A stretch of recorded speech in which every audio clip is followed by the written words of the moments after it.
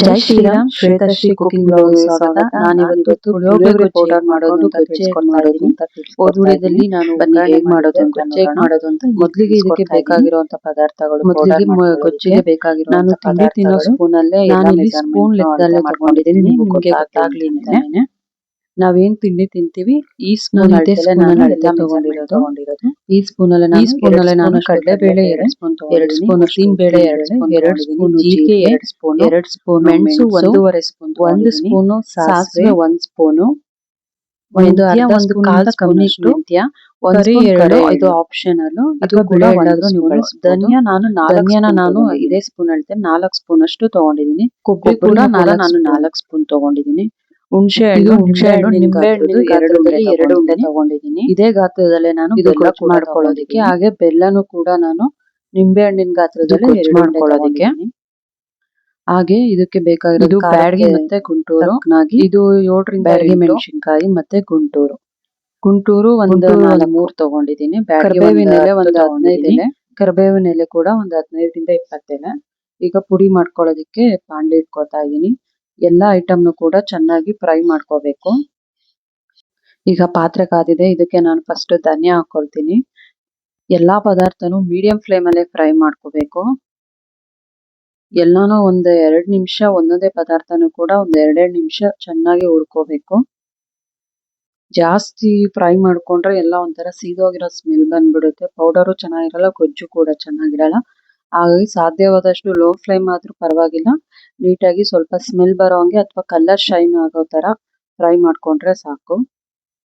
ಈಗ ಧನಿಯಾ ಫ್ರೈ ಆಗಿದೆ. ನೆಕ್ಸ್ಟ್ ನಾನು ಬ್ಯಾಡಗಿ ಮತ್ತೆ ಗುಂಟೂರ್ನ ಹುರ್ಕೋತಾ ಇದ್ದೀನಿ.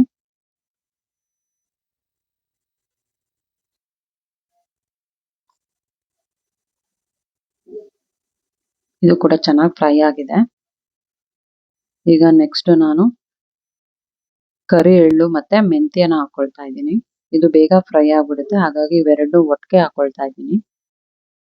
ಇದನ್ನು ಕೂಡ ಲೋ ಫ್ಲೇಮ್ ಅಲ್ಲೇ ಫ್ರೈ ಮಾಡ್ಕೋಬೇಕು. ಇದು ಚಟಪಟ ಅಂತ ಸಿಡಿಯುತ್ತೆ, ಮೆಂತ್ಯ ಕೂಡ ಸ್ಮೆಲ್ ಬರುತ್ತೆ, ನಿಮಗೆ ಗೊತ್ತಾಗುತ್ತೆ. ಈಗ ಇದು ಕೂಡ ಫ್ರೈ ಆಗಿದೆ.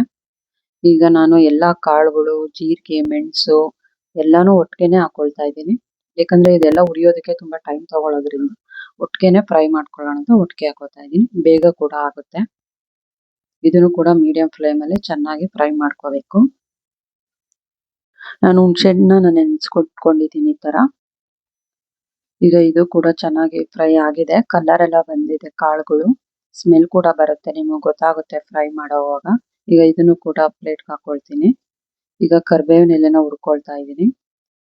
ಕರಿಬೇವಿನ ಎಲೆ ಕೂಡ ಚೆನ್ನಾಗಿ ಬಾಡಿಸ್ಕೊಂಡ್ರೆ ಅದು ಕೂಡ ಸ್ವಲ್ಪ ಒಣಗಿರೋ ತರ ಆಗುತ್ತೆ ನೋಡಿ, ಈ ತರ ಡ್ರೈ ಆಗ್ತಾ ಹೋಗುತ್ತೆ. ಈಗ ಇದನ್ನ ನಾನು ಸ್ಟವ್ ಆಫ್ ಮಾಡ್ಕೊಂತೀನಿ. ಈಗ ಇದಕ್ಕೇನೆ ನಾನು ಕೊಬ್ಬರಿನ ಆಡ್ ಮಾಡ್ಕೊಳ್ತೀನಿ. ಯಾಕಂದ್ರೆ ಪಾತ್ರೆನೇ ಬಿಸಿ ಇರೋದ್ರಿಂದ ಹಾಗಾಗಿ ಸ್ಟವ್ ಆಫ್ ಮಾಡ್ಕೊಂಡ್ರೆ ಸಾಕು. ಬಿಸಿ ಇರೋ ಪಾತ್ರೆಗೆ ಈ ತರ ಫ್ರೈ ಮಾಡ್ಕೊಂಡ್ರೆ ಸಾಕು. 130 ಸೆಕೆಂಡ್. ನಾನು ಕಾಳುಗಳನ್ನೆಲ್ಲ ತಣ್ಣಗಾಗೋದಿಕ್ ಬಿಟ್ಟಿದ್ದೆ. ಈಗ ಜಾರ್ಗೆ ಫಸ್ಟ್ ನಾನು ಬ್ಯಾಡಗಿ ಮತ್ತೆ ಗುಂಟೂರ್ನ ಹಾಕೊಳ್ತೀನಿ ಮಿಕ್ಸಿ ಜಾರ್ಗೆ.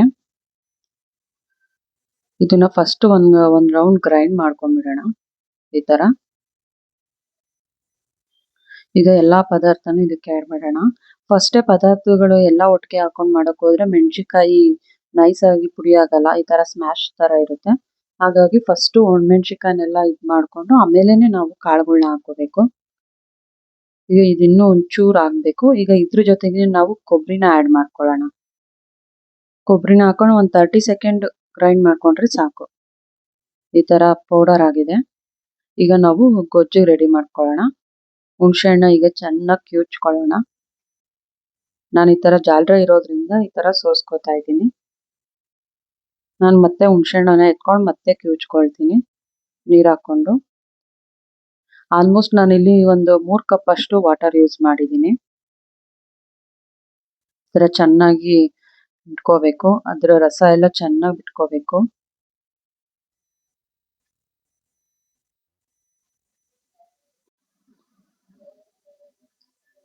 ಚೆನ್ನಾಗಿ ಈ ತರ ನೀರ್ನೆಲ್ಲ ಹಿಂಡ್ಕೊಂಡಿದ್ದೀನಿ.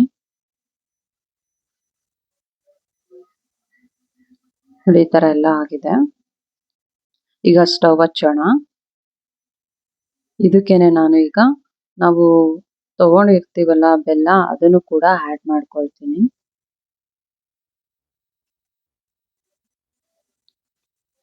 ಈಗ ಇದಕ್ಕೆ ಸ್ವಲ್ಪ ಎಣ್ಣೆ ಕೂಡ ಹಾಕೊಳ್ತೀನಿ. ಒಂದು 3 ರಿಂದ 4 ಸ್ಪೂನ್ ಅಷ್ಟು ಎಣ್ಣೆ ಹಾಕೊಳ್ತೀನಿ. ಈಗ ಇದನ್ನ ಕುದಿಯೋದಕ್ಕೆ ಬಿಡೋಣ.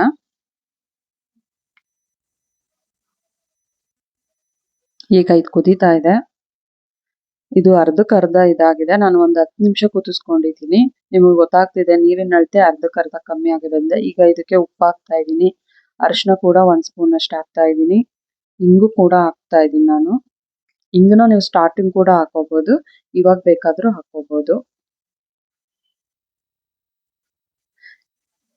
ಇಂಗು ಜಾಸ್ತಿ ಹಾಕಿದಷ್ಟು ಪುಳಿಯೋಗರೆ ಗೊಜ್ಜು ತುಂಬಾನೇ ಚೆನ್ನಾಗಿರುತ್ತೆ.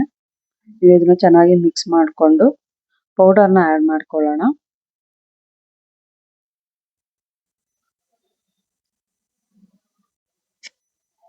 ಈಗ ಪೌಡರ್ನೆಲ್ಲ ಪೂರ್ತಿ ಹಾಕೊಳ್ತಾ ಇದ್ದೀನಿ. ಈಗ ಚೆನ್ನಾಗಿ ಮಿಕ್ಸ್ ಮಾಡ್ಕೊಳ್ಳೋಣ. ಸ್ಟವ್ನ ಮೀಡಿಯಂ ಫ್ಲೇಮಲ್ಲಿ ಇಟ್ಕೊಳ್ಳಿ.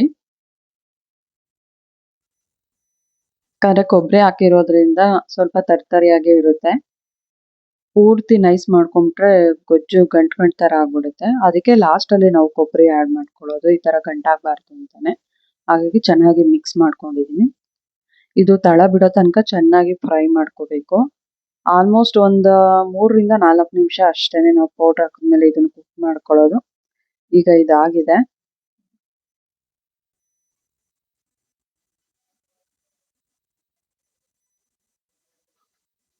ಈಗ ನಾನು ಸ್ಟವ್ನ ಆಫ್ ಮಾಡ್ಕೊಳ್ತೀನಿ. ನೀವು ಕೂಡ ಟ್ರೈ ಮಾಡಿ.